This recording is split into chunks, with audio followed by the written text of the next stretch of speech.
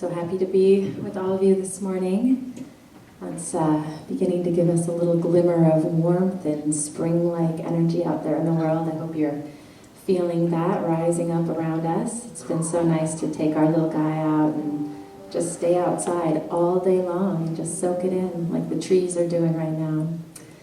So happy to have Suzanne with us today, and when she told me that the topic she was going to speak about was the wisdom of the female hormonal cycle, I'm sure many of us could write our own chapters about this truth, right? And I started searching through my mind and my heart about songs that connected to that, and I searched online, as I always do when Norma gives a topic, whatever the topic is. So I tried a few Google searches for your topic, Suzanne. One was songs about female wisdom, and then songs about, wisdom of female cycle.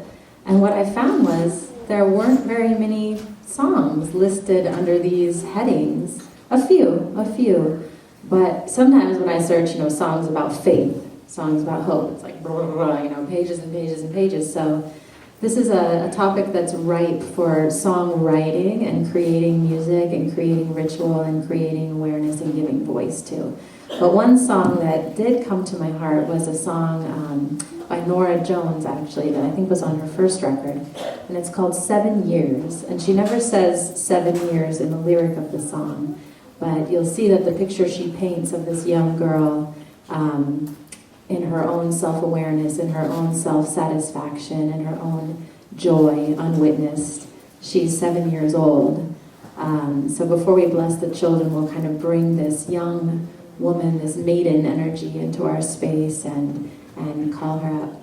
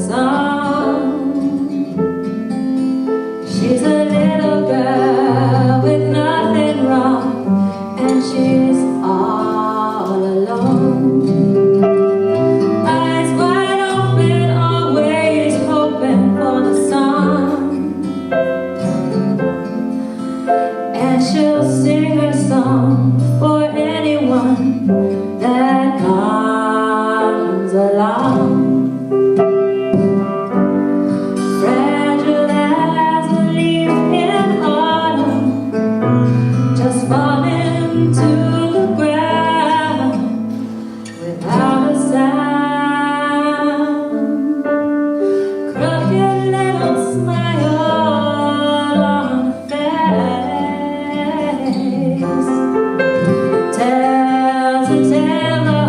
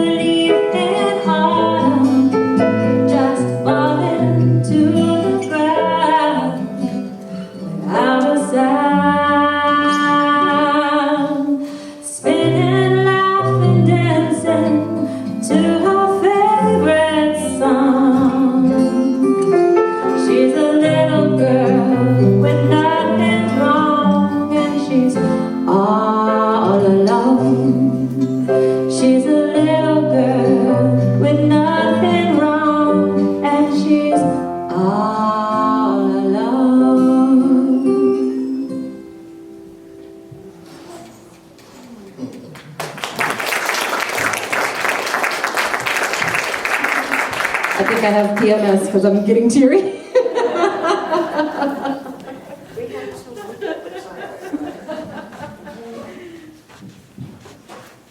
So, any children here that would like to come forward and be blessed?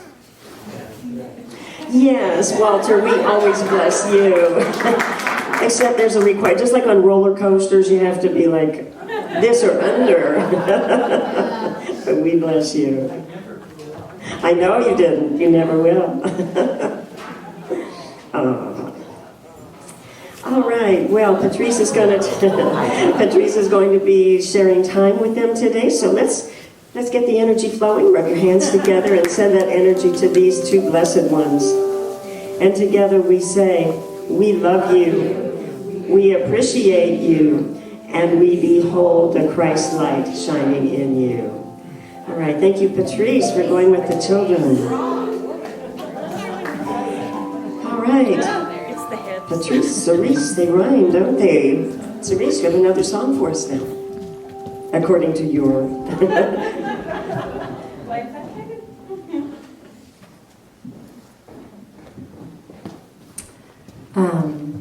This song is actually in Spanish, and I was traveling when I was 3 months pregnant with my husband down to Costa Rica, to this kind of wild land that us and a bunch of friends were trying to domesticate a little bit, or at least build dwellings that were scorpion, ant, and snake-proof enough to live on.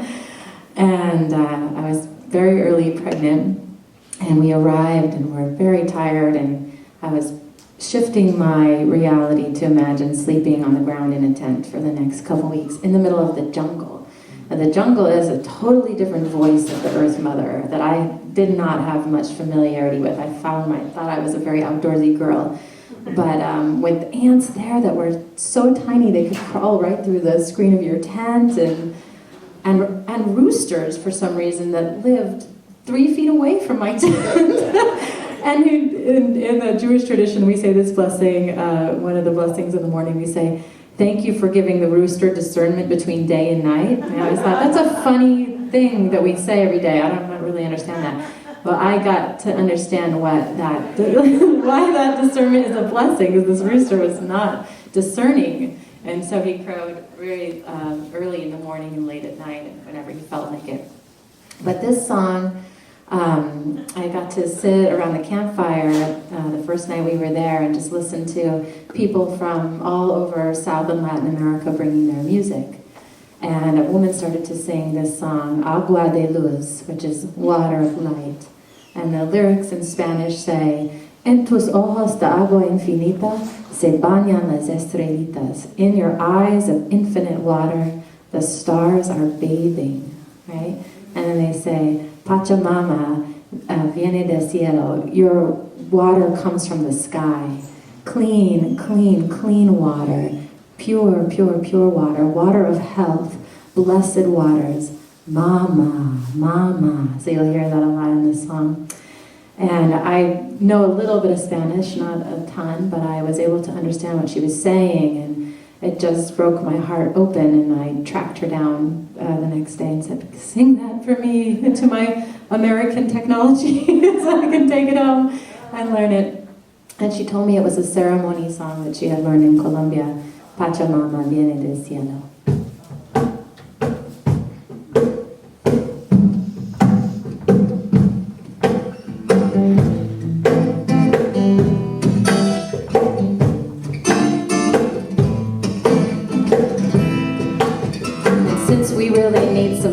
Water in this town. It's the water of light, water of life. You can imagine all the ways that sacred water touches your life. In the shower, when you wash your dishes, when you water your garden, when you drink it, when you swim in it at the well springs. Holy water, blessed water.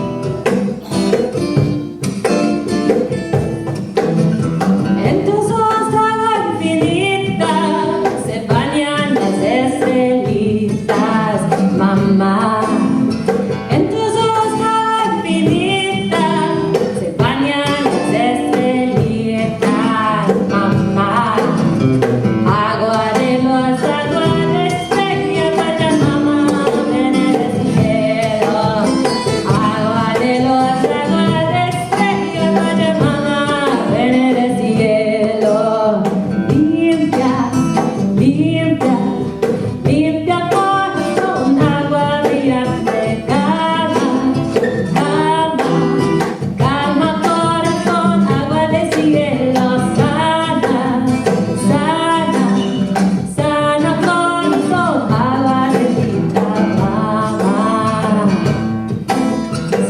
teach you the part that goes like this. Agua de luz, agua de luz. Agua de luz, agua de luz. Agua de luz, agua de luz. Here we go. Agua de luz, agua de luz. Agua de luz, agua de luz. Agua de luz, agua de luz.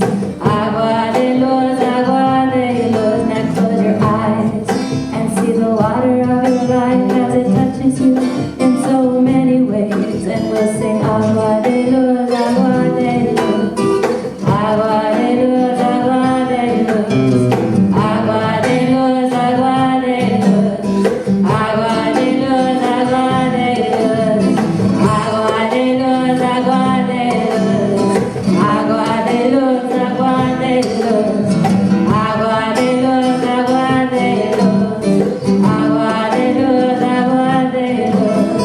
En tus ojos agua infinita se bañan las estrellitas, mamá. En tus ojos agua infinita se bañan las estrellitas, mamá. Agua de luz, agua de estrella, Pachamama, ven en el cielo. Agua de luz, agua de estrella, Pachamama, ven en el cielo. Limpia, limpia, limpia corazón, agua brillante, calma, calma, calma corazón, agua de cielo, sana, sana, sana corazón, agua bendita, mamá. You say mama, mama, mama, mama, mama, mama. Sing it to the mama, mama, mama, mama, mama,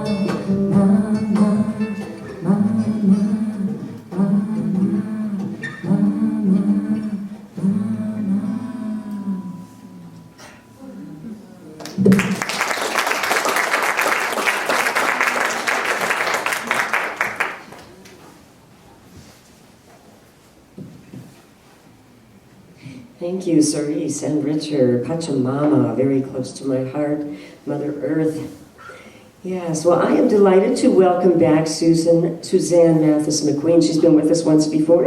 It's always fun to have her here. She's going to be speaking about 4 seasons in 4 weeks. The Lost Culture and Language of the Female Way. And I know she has some of her books back there, too. Her beautiful book, 4 Seasons in 4 Weeks. So she's returning here for the second time. Suzanne is going to be speaking about how tracking the female hormonal cycle can reveal more than just fertility. It really serves as a navigational system for making better health choices, better business decisions, better relationship decisions. It really, throughout our lives, it guides us. It is our guide. And so by tapping into our daily rhythm as women, we can shed things that no longer serve us. Suzanne's going to, she says that as we women stand in our core power, our gender reclaims our lost culture. And this is something that men can easily understand and support as well. So this is really for all of us because we all are a combination of the yin, the yang, the male, the female. So let's give a wonderful warm welcome to Suzanne Mathis McQueen.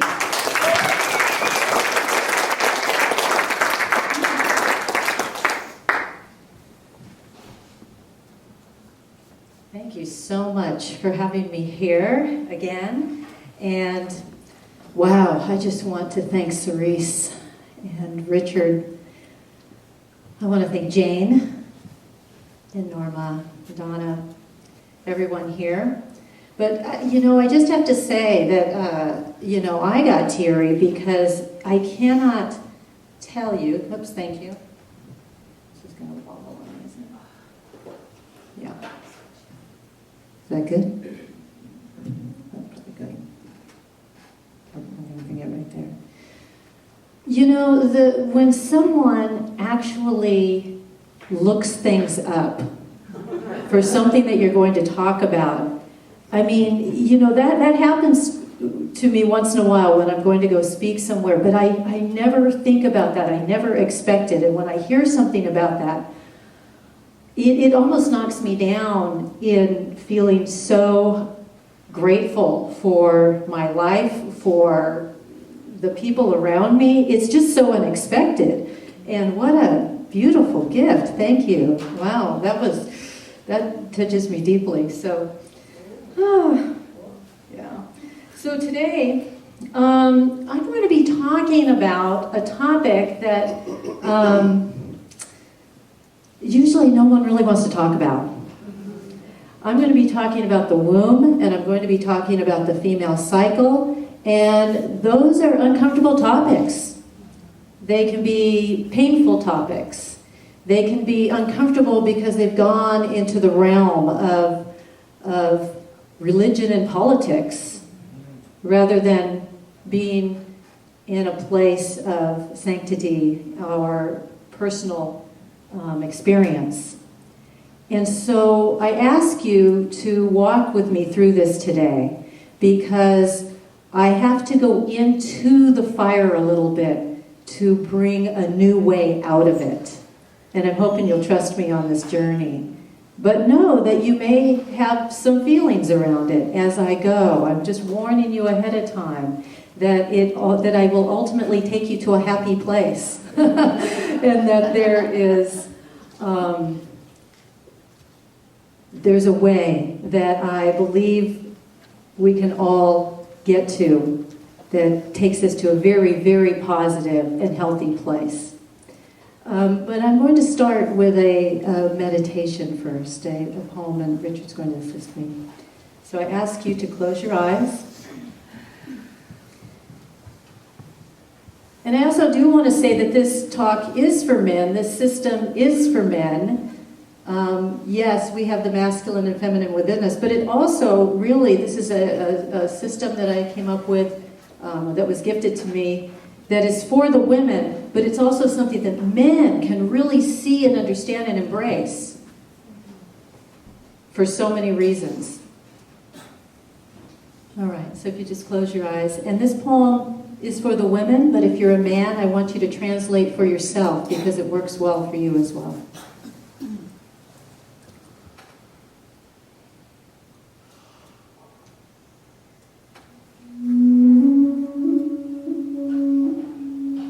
Power is in your deepest knowing. The message comes to us from our feminine lineage, passed down from mother to daughter, aunties and midwives, sister to sister, neighbor to neighbor. Coursing through our primordial and time-traveled DNA are whispers from our familial ancestors, calling us, beckoning us, the new keepers of the lunar rhythm, to revive the long-forgotten teachings. The treasure, they tell us, lives in the rhythmic sequence of each woman's monthly cycle, not the parts you wish to avoid or find inconvenient. Let not fertile ground consume your entire focus. Comprehend, embody, embrace the whole thing, the whole wild ride, the resting, the building, the expressing, and the deconstructing phases, and how 1 week prepares for the next, whether you're ready or not.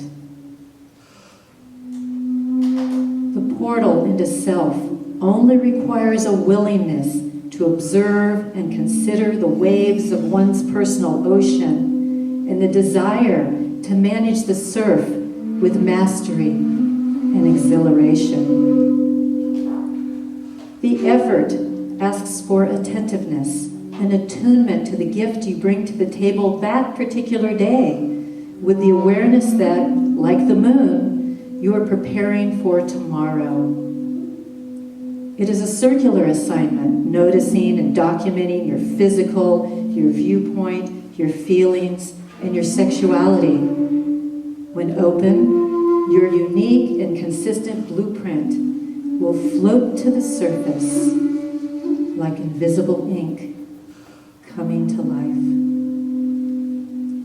The reward is in the homecoming, finally meeting and wearing your naturally rhythmic, authentic self, finally crossing over the threshold into true womanhood for the first time, no matter what your age. Brave, wise, and sure, comfortable in your own feminine skin and that of the masculine presence, aligned with the universal web of sisters, with honor and affection for our brothers, fitting in because we finally fit in with ourselves. Observe, appreciate, and relax into the joy of your core being. This is the place from which we truly love. This is the place from which we truly heal. Like all good mysteries, the answer is right in front of us, or within us. The secret of woman revealed.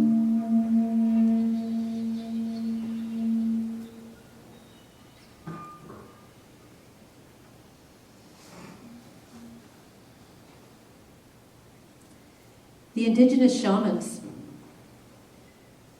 from all over the world are telling us that it's time for the women to step forward with their medicine to heal the planet. And they're asking the men to protect what the women have to offer. But what medicine could we possibly bring forward that we're not already bringing forward? I mean, our gender is doing pretty well these days. You know, after some really hard-won battles, we have women in some really high places. We've got CEOs in leading Fortune 500 companies. We've got surgeons. We've got senators. These are positions that women did not hold when I was a kid. We still have a long way to go, but we have come a long way. So it feels to me like we're already bringing our healing medicine to the planet in the form of intelligence and heart and abilities. We bring it to the workplace, and we bring it to our communities, and we bring it to our homes. However, no matter how empowered we've become, as a gender, we continue to deal with enormous difficulties which impact us at the deepest levels of our femininity and our survival. Whether we're rich or whether we're poor, our wombs continue to be negotiated, bought and sold at the voting booth, and our sexual safety compromised, often when and where we least expect it. So when it comes to protecting our female bodies, our psyches, and our personal sovereignty, it feels to me like things are getting worse, not better. Here's what we know. 1 in 3 women will be sexually assaulted sometime in her lifetime. That's daunting.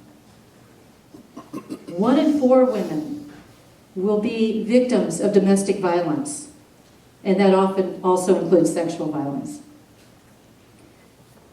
One of the most terrifying things of all is that we have a human sex trafficking crisis that is the second largest industry in the world. And right now they're going after our 9 to 14-year-old girls, luring them. Not kidnapping them, luring them, and then hanging on to them. That's something I just am having a very, very difficult time with. Sexual violence against women on porn sites and movies, in songs, seems to be just something that we've sort of gotten used to and accept. And so the list goes on and on. You know what they are.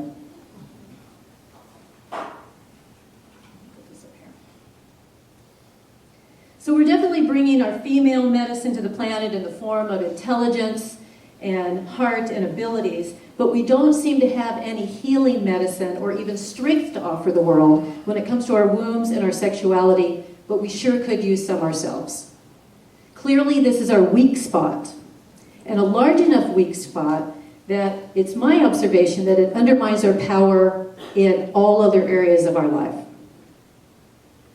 So I wanted to show you, when I'm in workshops, when I hold workshops, I generally ask the women, kind of early on, without any prompting, without any, giving them anything to go from. What do they think that society, how do they feel that society looks at them, looks at their female cycle, looks at their sexual, their monthly hormonal rhythm? And this is what they say. Sorry about my horrible writing, but I'm writing stuff as fast as they can spit it out there. They're saying stuff like, society wants us to stay away, we're unreliable, something that needs to be controlled, it's a problem, it's embarrassing, it's uncomfortable, it's painful, it's dirty, it's inconvenient, it's emotional, it's mysterious, it's a curse. And I ask them, how does that make you feel? And they say, weird, shameful, sad, disempowered, angry, disgusted. I've done this workshop many times, and it's always the same sort of thing. There's never anything good in this. Then I ask them about the workplace.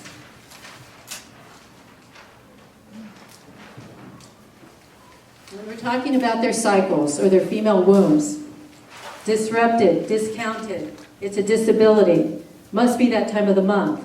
Emotional, it's an excuse, it's divisive. And I say, how does that make you feel? They feel afraid. They feel weird. Thank you.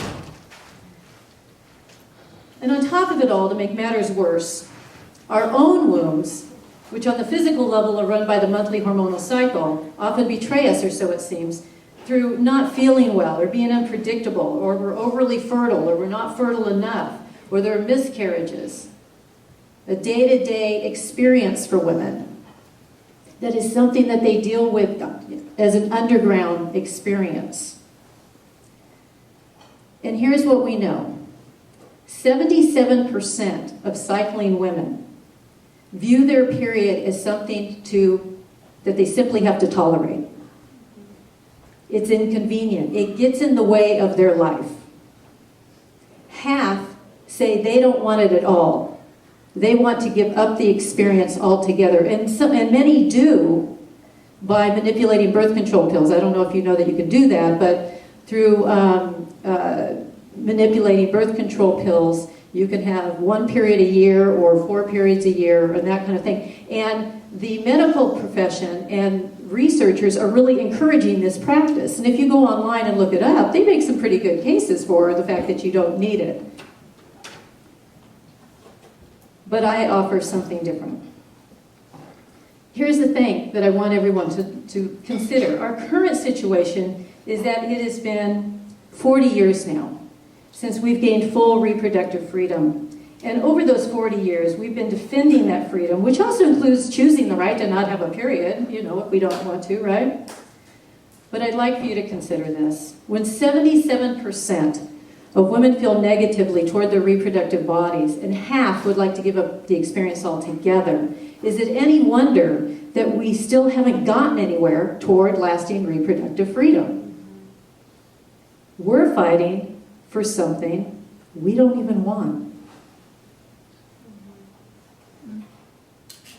We can't love our freedom to make personal decisions and not love the main thing that we need to make the decisions about. If we want to live in holistic empowerment, we have to love our wombs and everything that goes with them. And make our decisions about our wombs from that place. Anything less than love is constriction and cuts off the positive power flow. When we emit less power, the world and the universe responds by giving us less power. And then there's the flip side to the coin. We've got women who actually accept and find a way to love their wombs because they don't believe that they have a say in what God hands to them. But then something goes wacky with that. They ensure that they have no say over their wombs and their sexuality by voting to take away their own voice that protects that and that of other women. So they're telling the universe and the world that the female voice is something to silence and not use because it's an instrument that could go against God's will. So vibrationally the universe responds and the world literally and legally responds by saying, okay, right, We get it. Your voice is not only less than, but it's dangerous. So we won't give you a voice that has any power. And since you've given up your say in what happens to you, we'll hand the power over to those who are really clear that they want the power over you. So on one side of the coin, we have constriction here. And on the other side of the coin, we have constriction here. Constriction gives us a very weak position for all of us, and neither side of the coin gives us power.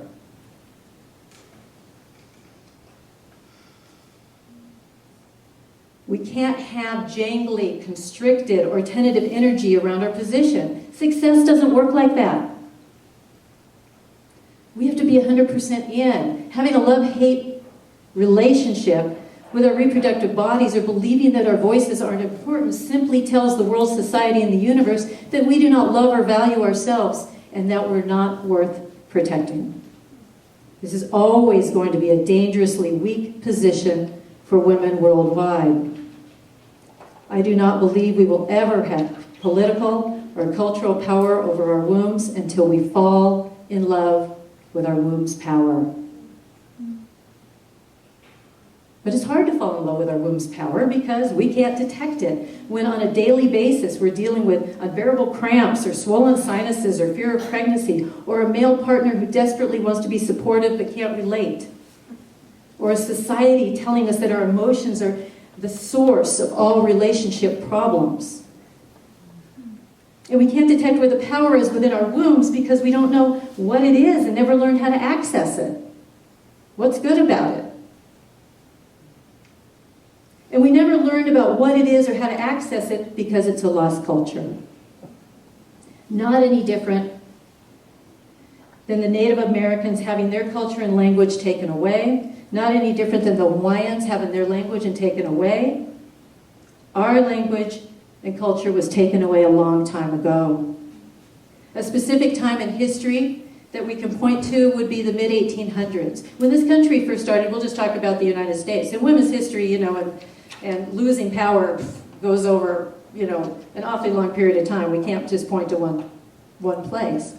But when this country started, we didn't have the right to vote, but we did have complete domain over our reproductive bodies. And it wasn't until the mid-1800s when the AMA was developed and male doctors came in, and the male doctors noticed that the midwives were in charge of the women's reproductive health, and that was not going to be. So they outlawed midwifery. And that was the nail in the coffin. That's when we were cut from our feminine umbilical cord. Ultimately, we were separated out. We no longer had our circles. And the biggest problem is that the male doctors had no knowledge of the female reproductive system. And what's documented in records at that time is that a woman's period was described as a monthly act of willful negligence. And the general feeling that was that being a woman was a pathological condition. Can you imagine? So you can see that everything we know today about the female cycle and everything we base our attitudes and research on, even by female researchers, has been birthed from the patriarchal views and myths established when our female culture was conquered. We all, male and female alike, but it's really ingrained in the females now of how terrible our cycles are. Our researchers, a lot of them female researchers, don't know anything good about this thing. They're going to help us get rid of it. Where is the women's version in our attitudes? There are leaders and circles all over the world who have been long tapped into the power of the ancient female wisdom and ways. But their work has not been yet, the work hasn't yet been able to change for the better the mainstream attitudes or the research regarding contraception and addressing the challenges. At least what I can't find it easily. And that's what you want to be able to do, is you want to be able to find the information easily. You know, any woman should be able to go online and Google some stuff and find out some good female wisdom around all of this. It's very difficult to find. I didn't know that until I started doing it for this talk a while back.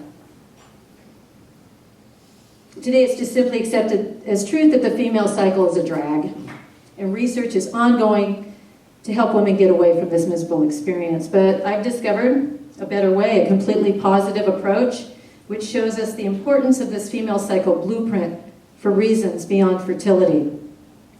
And it not only shows women how to enjoy the experience of the cycle, but to look forward to every day of it. And the bonus is that even male romantic partners can align with this thought process.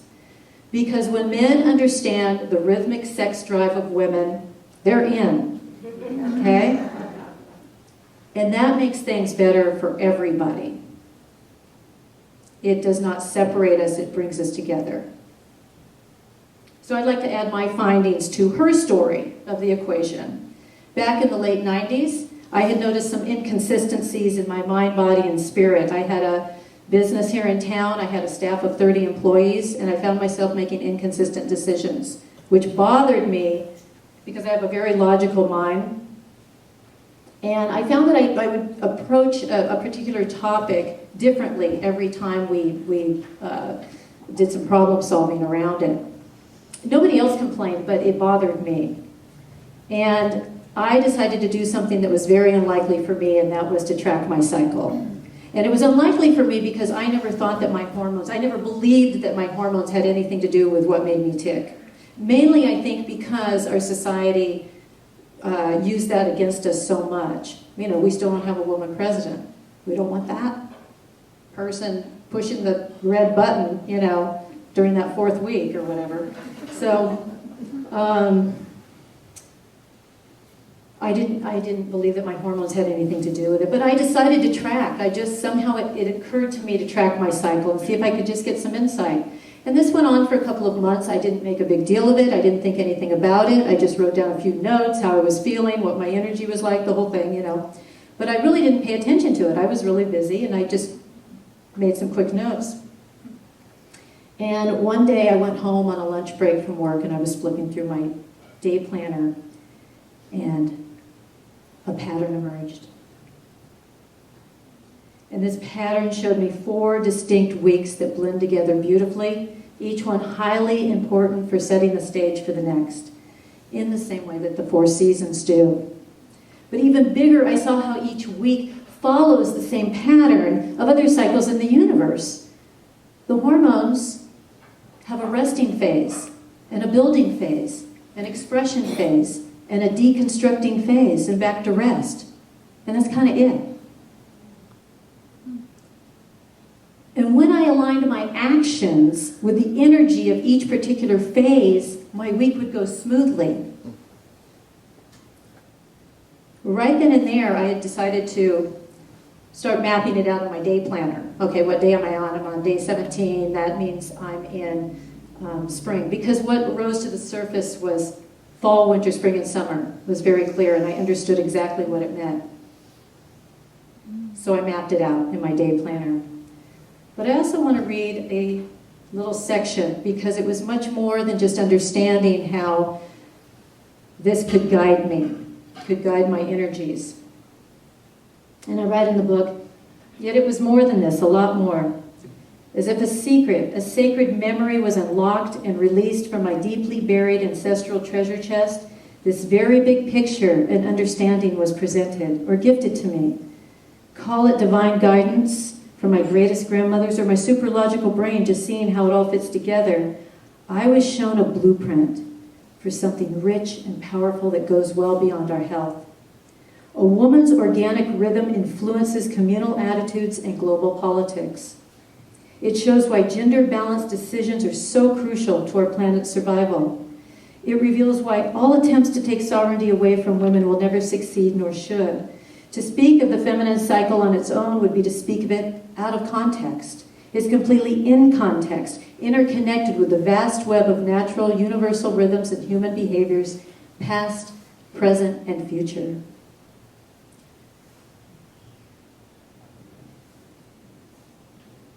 That was a lot for a lunch break to discover this. So I planned it out, and I discovered that this pattern begins developing at birth, and it stays with us until we die. It just surfaces during our reproductive years to show us the blueprint of it. But this imprint, this rhythmic lunar imprint, is what makes us female. So here's how it goes. As women during our cycling, during our reproductive years, we're construction zones. We build a nest in preparation for pregnancy. If there's no pregnancy, the nest deconstructs. And that's it. And it starts all over again. That's the cycle. But that's a radical thing for a body to go through every single month. So let me tell you a little bit about how this works. I take the approximate 28 days. This is a very broad template, and each woman would start tracking on their own and start inserting their own findings. Take 28 days, break it down into 4 guided weeks of 7 days each. The first week is week 1. If you're a woman who's cycling, you start on the first day of your period. If you're non-cycling, you start on the first day of the new moon. So if you're a girl or you're post-menopause or hysterectomy, you start on the new moon. The first week, what happens with the hormones is that the hormones are at their lowest. So that's instructing us to lay low. This is the week of rest. We have to rest, and women are not resting. This alone will change your life. I promise. When we don't rest, it's no different than not sleeping at night. We have a 24-hour circadian rhythm that does the same thing. We sleep, we get up in the morning, and we build our day. We peak at some point, and then we wane. We wind back down. Sometimes you have a double act of that, sort of throughout the day. But for all practical purposes, that's what we do. And I don't know about you, but I can get away with maybe losing 1 night of sleep if it was a really good party or New Year's Eve or something, but 2 nights of sleep, forget it. I couldn't even do that when I was younger. So because women aren't resting, it's throwing everything else off. So that first week, women have to rest. And when women rest, that's when their best visions come. I guarantee that if you rest, your best ideas are going to come in. You may get big visions. That's the kind of stuff I get. But it may just be your very best ideas. As you move into the second week, the first week I identify with fall. And I identify it with fall because it is harvest time. It's as if the trees are shedding its red leaves. I also identify it with the new moon. It's an end and a beginning. When we have that first week, it's really the end of the former cycle. It's shedding the nest from the former cycle, and then it starts all over again. So it's like the new moon, and that it's an end and a beginning. The second week is week 2. That's winter. What's happening is that the hormones are going from 0 to 100. So imagine a beautiful snowy mountain that you're climbing. Magnificent. And this is the most overlooked week in the cycle because we feel good. And we don't pay attention to the stuff that makes us feel good. One doctor, Dr. Rebecca Booth, wrote a book called The Venus Week, based on this whole week. And so I call this second week the Venus Week. It's winter. It's a time when we are attracting a partner. The estrogen is going from 0 to 100. All in 7 days, we are becoming magnificent and beautiful. Literally, scientifically, we are growing in beauty. Because primally, we are attracting a partner. If you have no interest in that part of it, we sort of want to do it all during this week. We're building our businesses. We're building our relationships. We're building our lives. We're taking those ideas from the first week, and we're acting on them now. Okay? By the way, I also want to throw in that the scientists are showing that men follow the same pattern only 4 seasons in a year. You have periods of 90 days, 3 months, that is a resting phase, more of your idea phase. And then the second chunk of 90 days is the building phase, where you're active and you're putting all your stuff together. So during that second week, I tell people to connect with their friends, attract the people that they want to have come to their business. Relationship-wise, it's a time for couples to have heart-to-heart talks. It's the romantic time. I tell the men to clear their calendars and go, you're going on dates. That's it. You don't have a choice. You're going on dates. Okay? Because this is the time, we can keep doing it the way we've been doing it, but we're really talking about peak performance. We're talking about optimal experience and being in sync with each other and those around us. And when you know yourself where you're at, you don't have to make any big announcements to the world, but when you wake up in the morning and you know where you're at, you know how to compensate for the day in a positive way. No different than in wintertime when it's cold outside, we're going to compensate for the day by putting a coat on. Okay? The third week we move into is spring. It's like spring fever. It starts with the first day of ovulation. Or it starts with ovulation. And that compares to the full moon. Full expression. This is the moment of truth. Are you really presenting your authentic self? Are you really getting out there and doing exactly what you want to do? At this point, you might find that you're feeling kind of sad at this time because maybe you haven't met a partner, or maybe you're not presenting yourself well, or you're feeling a little lost about your gifts. You don't know where you're going.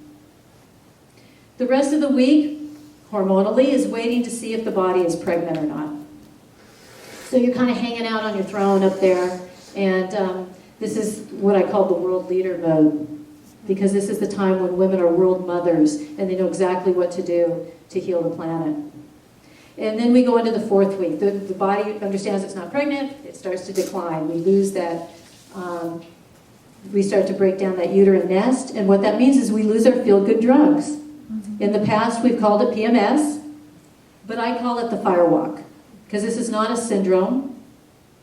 If you related it to birth and pregnancy and birth, this would be the labor stage. And we don't call labor a syndrome, but it's not comfortable. It's getting everything into position. We can't handle any stimulation coming in because so much is trying to push itself out. And we walk through this, and I have a way for women to manage this. And when they learn the purpose and how fabulous it is, it becomes a ceremonial walk, and it becomes a very exciting time, and it becomes something that you can easily master. And the more that you cycle through each of these months, the better you get at shedding what no longer serves you and allowing your gifts to surface and come forward. I found that this system was incredibly accurate, and I discovered that it's an internal navigational system for optimizing decisions in health, business, and relationships, and also making decisions for the world. And I began to realize that this womb wisdom was all about standing in alignment and in love with my core power.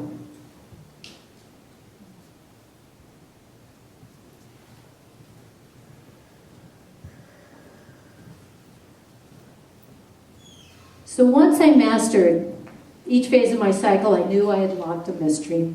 It opened a portal to a world which I now know to be the ancient teachings of the female way. There are a lot of layers to it, a lot. It goes deep, and this is just the surface.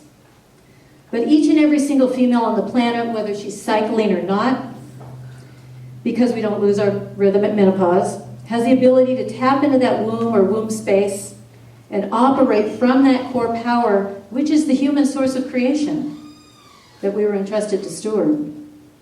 And when we move in our rhythmic core power and authentic self, we're aligning with that source of creation and therefore connect and bond with everything in the universe. That point of connecting and bonding and aligning with our natural rhythms is the voice of clarity and pure love, the most powerful force on the planet. It's what heals us when we're not constricted and when that energy is flowing. And it's from that place where we're to make all decisions for ourselves, for our communities, and for our planet. This is our female medicine. I call myself a sacred feminist because not only is it my human right to make decisions for my body, but it's my divine responsibility to protect it. Understanding, tapping into, and loving our womb's power is the missing link in our feminist evolution of wholeness, equality, sovereignty, and taking back what's ours. The lost culture and language of the female way, the medicine that the shamans are asking us to bring forward to restore health and balance on our planet. Thank you.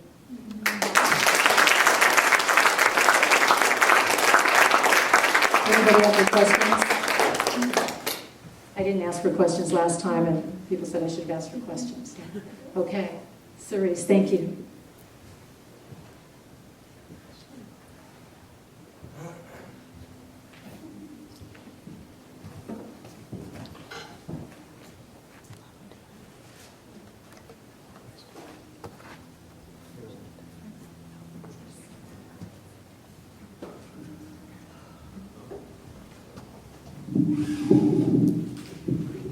Thank you so much, Suzanne, for giving voice to quiet wisdom that's been quiet for a long time, and for being the human microphone, right? Which all of that beautiful learning can come to us, and that voice can awaken. The same creative source wisdom that you talk about, that we as women and human beings get to channel, cycle through, and connect to, is in our earth, our Gaia Mama, right? The big creation that we are a little part of too. And so this song, which I'm sure you've heard, simple chant: earth my body, water my blood, air my breath, fire my spirit. You sing it with me. Earth my body, water my blood, air my breath, and fire my spirit. Earth my body, water my blood, air my breath, and fire my spirit. Earth my body, water my blood, air my breath, and fire my spirit. Earth my body, water my blood, air my breath, and fire my spirit. Earth my body, water my blood,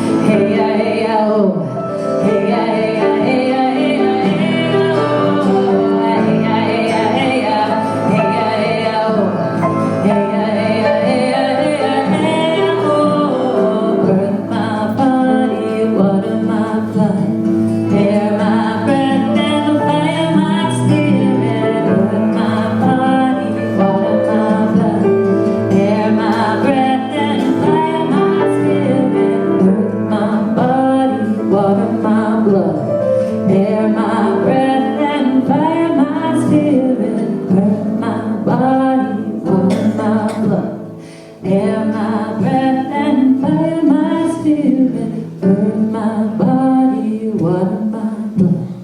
Air my breath and fire my spirit, earth my body, water my blood.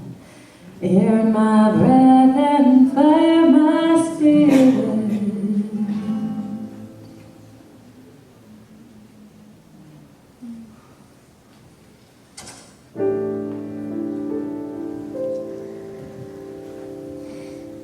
Beautiful, thank you, Cerise. Yes. So maybe it isn't Mercury retrograde that makes things go wrong sometimes for me. Food for thought.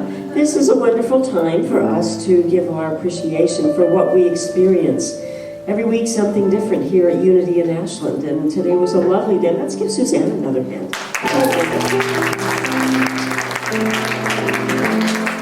And so as we appreciate everything that we experience in our lives in general, this is a time for us to give back. And we ask that you be generous in your offering so that you can support all that we do here.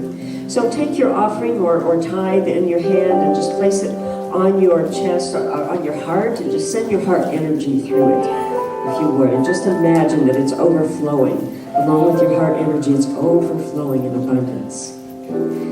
So we'll listen to Richard as we come around and receive your offering.